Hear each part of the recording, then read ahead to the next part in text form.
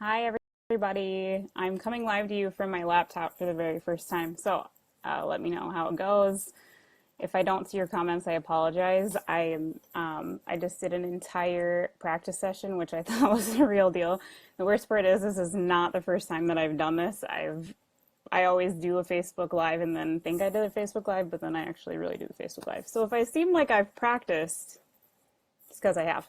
So today I'm here talking about 10 steps to a successful advertising campaign, specifically a Facebook advertising campaign. And one reason I wanted to talk about this today is because a lot of people have been coming to me asking about Facebook ads, and a lot of them don't have a funnel set up yet. And that is like the number one most important thing of having or before running your Facebook ads, because if you just run an ad and you want to like collect information about people, you need to figure out, what you're going to do with that information. It's not enough to just get emails without a plan. You really need to know the other 90%, since I consider the Facebook ad just to be about 10% of the entire process. So today I wanted to talk a little bit about the other 90%, and what it really is a sales funnel, which is a term that a lot of people get a little bit weird about. I've mentioned before in blog posts, I just call it a trust funnel based on a book that I read. That's all it is. It's just steps. So you start with like the biggest part of the funnel, and then you work your way down until people trust you. And, that's the entire point of the sales funnel. So just don't get intimidated. We're going to go through some of the different steps and how you can get started building a funnel and knowing when you're ready for those Facebook ads once you've got the other 9 pieces in place. So the most important thing to remember when you're building out your funnel, when you're thinking about different opt-ins, different lead magnets, how to work people through, just do it in a way that feels good for you and feels good for your business. You want to make sure that you're doing it in a way that allows you to shine, step into your zone of genius, make sure you're in your most engaging channel. Because if you're trying to, do a webinar and you're really uncomfortable on webinars, you're not going to be able to sell the way that you would if you're in a more comfortable situation. So stick with what you know, what you feel good about. Of course, it's great to step out of that comfort zone once in a while too, but make sure that you're selling in a way that feels really good to you, because your potential client is really going to see that as well. So the first step that I tell everyone, and this is the hardest step because everybody wants to just jump in and like do it right now because it's so exciting and so fun, but make sure that you're doing your research. If you haven't surveyed your market and you don't know what they want, odds are that you are going to fall flat. You're going to spend way too much money on ads that aren't going to convert. You want to make sure that you're surveying first. So what I try to do is get, answers from at least 10 to 15 people, and you can either do it on a virtual coffee date. Those are one of my favorite places to connect with people, not to sell, but just to chat and get a feel for how people are feeling about your products. You can send an email to your list. You can ask in Facebook groups. Like, there are so many opportunities for you to get 10 to 15 people to answer your questions. And what I typically ask are like, what's your biggest problem when it comes to X? We'll say like losing weight if you're a health coach. What are your goals for your fitness in 2017? How would you feel if your problem was gone? What do you wish to accomplish after you reach your goals? Like getting the very specific verbiage of how people are talking about it is what you will literally take from your survey and put into your ads and into your lead magnet and even into your sales page. The more you can connect with people and have them be like, oh my gosh, that's me, that's my problem, this person understands me, they can totally help me, the more likely that your stuff's going to convert, right? So definitely start with the research. This is the biggest step. Hey, Erin. The biggest step that people usually overlook is researching your target audience and then moving forward with the rest of it. So once you've done your research, you know what people are looking for, you know what verbiage they're using, then jump on the opposite end all the way down to the offer and start working your way backwards. You want to reverse engineer from the very bottom of the funnel, like where you want people to convert and, start working with you, spend their money, and then work your way back up. So the biggest key to this is making sure that everything is in alignment, from your offer to your landing pages, your lead magnet. If I'm repeating myself, I'm sorry. I get really excited about this stuff apparently. And then make sure you're targeting the right people who have similar problems. It all works together. That's why it's super simple. You just do what feels good to you, and don't get over over intimidated. That's not the word I was looking for. Don't get intimidated by, gurus that are saying, follow my perfect 10-step process to find 100K in 2 days. Like, no. Just do what feels right for your business, and that's where you're going to find your people, and that's where it's going to feel good, and where your business is going to grow, and it's going to be awesome. So after I've created the offer for people and we start working backwards, then we jump back to the other side and we start thinking about a lead magnet. So if you've done your research, you know where you want to end up, then the lead magnet is starting to build that value. It's starting to get them interested. Hey, Kelsey. So when you are thinking about your lead magnet, this is literally people's very first introduction to you. So you want to make it good. It's your first impression. It's your first opportunity to give something away to them, and where you're going to build trust with them and show your expertise and show that you're trustworthy. It's that very first step of offering something of value to them, in which they will give you something back, like an email, like their attention on a webinar. It's something like that where it's an exchange. So you give them value, they give you their lead, or themselves as a lead. So it needs to solve a problem for them, or address a problem for them, a pain point for them, get them interested. Hi, Casey, how are you? And some different ideas of ways to build up a lead magnet. Ideas are like a free call, maybe a strategy call. It depends on what your final offer is and what's going to make sense. Again, work your way up. What makes sense to that final piece of the funnel? So is it a webinar? Is it an email address? Is it a free call? Just start thinking your way through some of those things, and then you can come up with an idea for a rockin' lead magnet. So once they've clicked to get your lead magnet, the next step is your landing page. So the landing page needs to feel the exact same as the lead magnet. You want to keep that trust, keep that consistency. A lot of people, there are so many templates out there, they work, but you want to make sure that they match the rest of your branding and your messaging and your tone and everything, because that consistency is what's going to really help drive that trust, create that trust, and keep it. And another thing that I see that you should do on your landing pages is get rid of everything else. If you're designing it yourself and it's in WordPress or however you're doing it, you don't want navigation. You don't want anything distracting. Like your main goal, yes, Casey, I don't know, maybe you need a landing page, maybe not. Depends on what you're working on. You don't want them distracted by anything. They have one goal on that landing page, and that is to convert.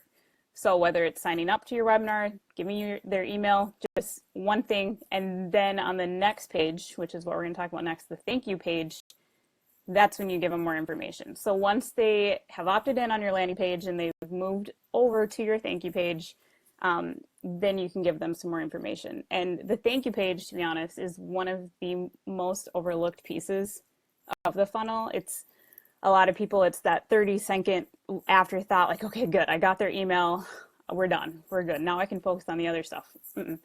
You want your thank you page is where you can give them a lot of information about how to take the next step, what to expect from you, what kind of value you're going to continue delivering to them.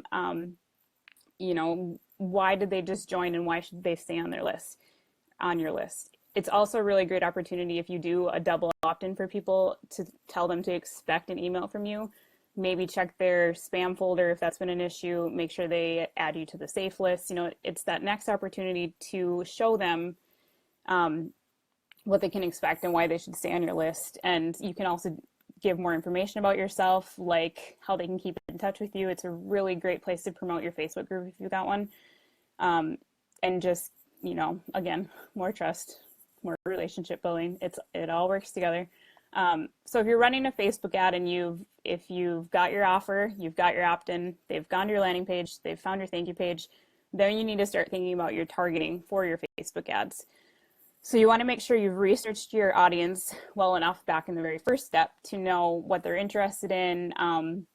There's some different tools that you can use to figure out your demographics that typically go to your website. Like I know mine is women like 25 to 34 are my largest visitors to my website. So then when I'm creating an ad, I can take that information and add it to my targeting. One really cool thing about targeting, which has changed in the last couple years or so, I guess that's kind of like a million years in internet time, but when I first got Facebook, you are not old, Casey. Ridiculous. Um, when I first started using Facebook ads, it was only based on like the information that you put in your profile. So if you said you liked rock climbing, all of a sudden you're getting rock climbing ads. When I was engaged, I got all bride related ads like, ooh, use this planning your wedding, do this, do that. And then the second I got married and I switched my status, it was all like, here's your baby crib, start advertising for baby stuff. So it's like, it used to only be based on what you filled out in your profile, and I got creeped out by it, so I like deleted everything. And then Facebook started working with third-party data in order to target behaviorally. So if you've recently bought a car, Facebook knows. If you bought a house, Facebook knows. They know approximately how much your mortgage is. So you can target people so specifically that Facebook ads are amazing for anyone, because I guarantee you that of like the 3.3 billion people, I don't know if that's the right answer, but of everyone that's on Facebook, people that are in your targeted audience, they're there and you can find them. So that's why Facebook is like the absolute best platform for targeting. If you know exactly who your audience is, you can get right in front of them, and it's awesome. Creepy, but awesome. So then another step, like once you've done all the other stuff, you've got them opted in, you've targeted them with ads, make sure you're continually getting in front of them with your email list too. A lot of people are like, yay, I got opt-ins, yay, I have an email list. Now what do I do? So they just sit on a little shelf, and a lot of people don't really do anything with them. So what you want to do with your email marketing is not just send them a weekly newsletter. You want to send them on like nurturing campaigns and relationship building campaigns, and continually getting them to feel like, oh my gosh, my friend Allie just emailed me. You know, like once people are on that level, that's when you're really going to start converting. So it's not just about one weekly email and then, you know, not doing anything other than your content. But if that's where you need to start, that's great too. But just think about a funnel and what's going to keep moving them towards the end goal, which is purchasing from you, becoming a customer. And some ways to do that are like tell stories in your email marketing, offer value, give them more freebies, say, hey, I just made this new opt-in that you might like since you liked this other thing that you downloaded. You know, make sure you are showing that you care about them and you know who they are and what they're interested in. That's what's going to help them take the next step. Thank you, Casey. Mama means business if she's got lipstick on, apparently. So once you're seeing how people are responding to your emails and what they're clicking through to and how they're responding, that's when you can do some more retargeting, also in addition to some other stuff too. But retargeting is like the absolute most important thing you can do for your funnels and for helping people convert.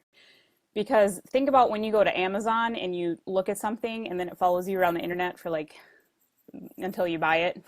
Seems like in my case it works, because you're constantly getting that top of mind awareness. People are remembering you, they're thinking about you. You know, if people weren't ready to buy then, but then they get an opportunity later, maybe their kid was screaming and they didn't get to finish filling out the cart. You know, you're giving them continued opportunities to take that next step. So once you've done all that, these are like, we've already gone through 9 steps. So the final step, which is testing, is really the most important to get those low cost conversions, to keep your ads running smoothly. You want to test, I say test everything. Test different audiences, test different targets, test, even different ads, different graphics. Like the more you can test, that's what marketing's all about. Just making sure you're getting inside the head of the people that you want to buy from you. You know, try a picture of just you in the ad, maybe try a stock photo in the ad, maybe a custom designed graphic. Like you don't know what's going to really resonate with your people until you've given them opportunities to try different things. And Facebook will use their algorithm to show the ads that are performing the highest a little bit on their own. So you can run 3 ads at the same time and Facebook will naturally, figure out which one is going to be the highest performing one and go from there. So if anybody has any questions, those are my 10 beautiful steps to a successful Facebook ad campaign. And I love talking marketing. I get really excited about it, as you can tell. So I do, Casey, I do have this in awesome info in written form. I have it on my blog, which I'll paste in the comments afterwards. And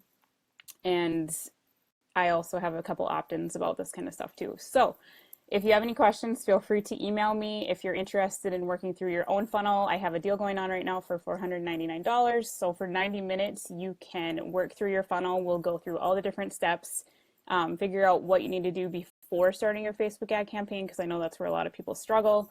I would love to help you work through this stuff because, as you can see, it's my favorite. So let me know if you're interested in talking more. Other than that, I'm going to sign off and talk to you guys all soon. Thanks.